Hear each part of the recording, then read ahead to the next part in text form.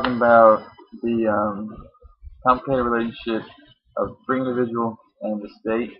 In the Book of Tigny, pretty obvious the empire or the whatever country that Creon's ruling currently is the state. Um, and Antigone represents the free individual.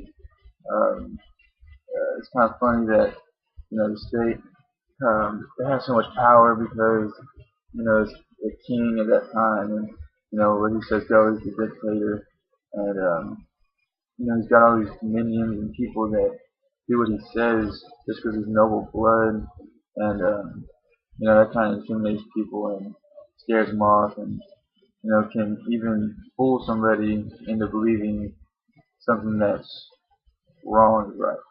And so you kind of see that in Creon towards the end of the story when the messenger comes in and is explaining to him why this is such a bad idea and how your house will be full of men with weeping, and goes on with curses, and his sons will be unburied, and like just talking about what will happen to him in the afterlife.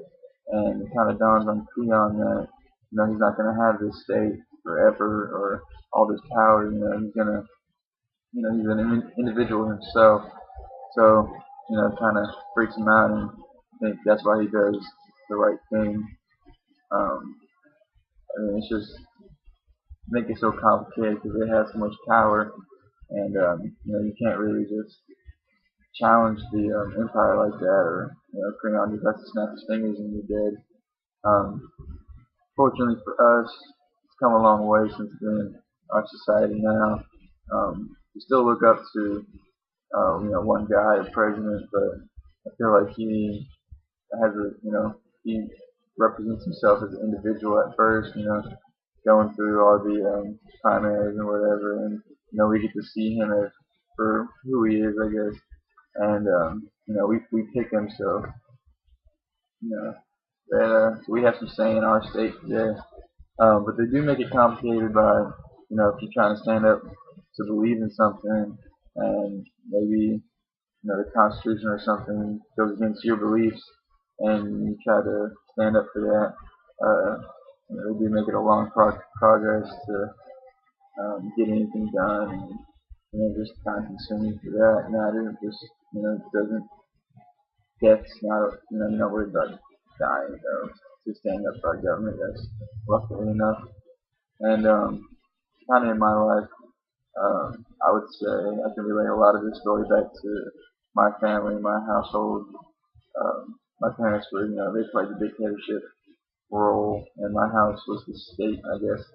Um, you know, as a young kid, you feel like a free individual, and you're trying to grow up and see your parents, and they talk about what they did as a kid, and when they say you can't do something like that, it's just kind of like, you're just a hypocrite, and whatever. You get mad and try to stand up for what you believe in. It doesn't always end up well, but yeah, it's their house, whatever they say goes, and you know, parents, they're wrong sometimes, but at least they'll admit it, and Creon kind of showed that towards the end, and that he's a real individual, not just some god that can't be touched and whatever. And then, he made the wrong decision. He accepted it, and unfortunately for him, instead of being grounded, he lost his wife and son.